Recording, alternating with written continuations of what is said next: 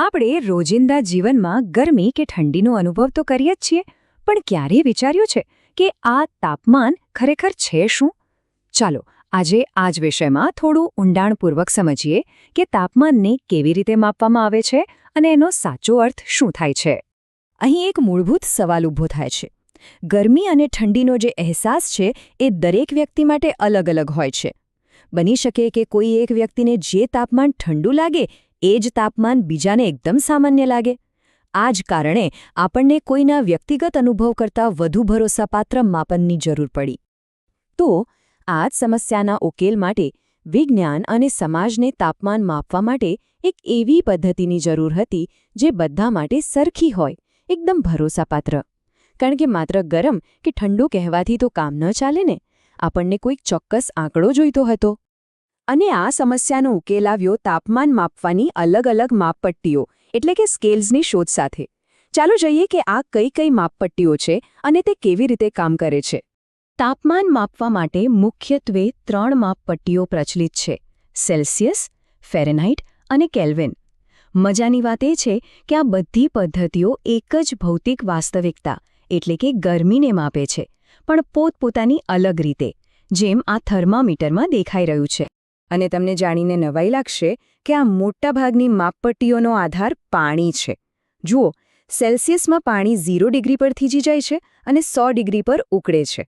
હવે ફેરનહીટમાં આ જ આંકડા 32 અને 212 છે, અને કેલ્વિનમાં એ 273 અને 373 છે. આધાર એક જ, પાણી, પણ આંકડા અલગ અલગ. તો આની પાછળનું ગણિત બહુ સરળ છે. સેલ્સિયસ માપપટ્ટીએ પાણીના ઠારણ બિંદુ અને ઉત્કલન બિંદુ વચ્ચે બરાબર 100 ભાગ પાડ્યા, 0 થી 100, એકદમ સીધું અને સરળ. જ્યારે ફેરનહીટ એ જ બે બિંદુઓ વચ્ચે 180 ભાગનો ઉપયોગ કરે છે, અને એટલે જ એના આંકડા આપણને થોડા જુદા લાગે છે. અને હવે એક ખૂબ જ રસપ્રદ વાત, -40 ડિગ્રી. આ એક જાદુઈ આંકડો છે. કેમ? કારણ કે આ એ તાપમાન છે જ્યાં સેલ્સિયસ અને ફેરનહાઇટ બંને માપપટ્ટીઓ એકબીજાને મળે છે. જી હા, -40 ડિગ્રી સેલ્સિયસ અને -40 ડિગ્રી ફેરનહાઇટ બરાબર એક જ તાપમાન છે. પણ હવે વાત કરીએ કેલ્વિનની. સેલ્સિયસ અને ફેરનહાઇટથી બિલકુલ અલગ, કેલ્વિન માપપટ્ટી પાણી જેવી કોઈ વસ્તુ પર આધારિત નથી. આ વિજ્ઞાન માટે ખૂબ જ મહત્વની છે, કારણ કે એની શરૂઆત નિરપેક્ષ શૂન્ય એટલે કે એબ્સોલ્યુટ ઝીરોથી થાય છે. આ બ્રહ્માંડમાં શક્ય સૌથી નીચામાં નીચું તાપમાન છે. આનાથી વધુ ઠંડુ કશું જ હોઈ શકે નહીં. તો કેલ્વિન જેવી માપપટ્ટી આપણને તાપમાનની સૈદ્ધાંતિક સીમાઓ સમજાવે છે, બરાબર? પણ રોજિંદા જીવનમાં આપણે તાપમાન કેવી રીતે માપીએ છીએ? એના માટે કયા સાધનોનો ઉપયોગ કરીએ છીએ? જુઓ, જેવી જરૂરિયાત એવો થર્મોમીટર. શરીરનું તાપમાન માપવા માટે આપણે ડિજિટલ અને ઓરલ થર્મોમીટર વાપરીએ છીએ. તો વળી આજકાલ ફોરહેડ ગન પણ બહુ પ્રચલિત છે. ટૂંકમાં અલગ અલગ કામો માટે જુદા જુદા પ્રકારના થર્મોમીટર બનાવવામાં આવ્યા છે. પણ તાપમાન માપવાની દુનિયા આપણા શરીર કે હવામાન પૂરતી સીમિત નથી. જરા વિચારો, જ્યાં ભઠ્ઠીમાં હજારો ડિગ્રી પર ધાતુ ઓગાળવામાં આવતી હોય, ત્યાંનું તાપમાન કેવી રીતે મપાતું હશે? એના માટે પાયરોમીટર જેવા ખાસ સાધનો વપરાય છે. સારું, અત્યાર સુધી આપણે તાપમાન માપવા વિશે વાત કરી. પણ હવે એ સમજીએ કે આ ગરમી પોતે શું છે અને એ એક જગ્યાએથી બીજી જગ્યાએ જાય કેવી રીતે? એનું શું રહસ્ય છે? વૈજ્ઞાનિકો કહે છે કે ગરમીના પ્રસરણની મુખ્યત્વે 3 રીતો છે. પહેલી છે વહન, એટલે કે કોઈ વસ્તુને સીધા અડકવાથી ગરમી ફેલાય. બીજી છે નયન, જેમાં પ્રવાહી કે વાયુના પ્રવાહ સાથે ગરમી વહે છે. અને ત્રીજી છે વિકિરણ, જેને ફેલાવવા માટે કોઈ માધ્યમની જરૂર જ નથી. ચાલો આ ત્રણેયને એક પછી એક સમજીએ.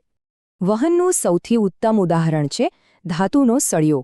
તમે સળિયાના એક છેડાને ગરમ કરો તો થોડીવારમાં બીજો છેડો પણ ગરમ થઈ જાય છે, ખરું ને? આમાં ગરમી એક કણથી બીજા કણને અડીને ધીમે ધીમે આખા સળિયામાં આગળ વધે છે. હવે વાત કરીએ નયનની. જ્યારે આપણે પાણી ઉકાળીએ છીએ ત્યારે તપેલાના તળિયે રહેલું પાણી પહેલાં ગરમ થાય છે.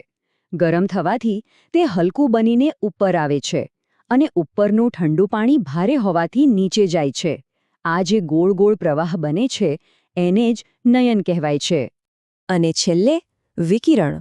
આ ગરમીના પ્રસરણની સૌથી અનોખી રીત છે. સૂર્ય અને પૃથ્વી વચ્ચે તો લાખો કિલોમીટરનો શૂન્યાવકાશ છે. ત્યાં કોઈ માધ્યમ જ નથી. છતાં સૂર્યની ગરમી આપણા સુધી પહોંચે છે. કેવી રીતે? વિકિરણના તરંગો દ્વારા.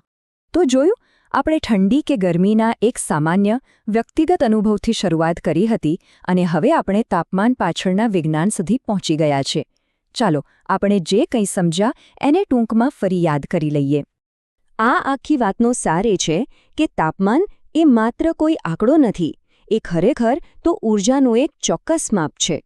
આપણે તેને સેલ્સિયસ અને ફેરનહીટ જેવી માપપટ્ટીઓથી નામ આપ્યું, થર્મોમીટર જેવા સાધનોથી માપ્યું અને વહન, નયન અને વિકિરણ જેવી પ્રક્રિયાઓથી તે કેવી રીતે ફેલાય છે તે પણ સમજ્યું.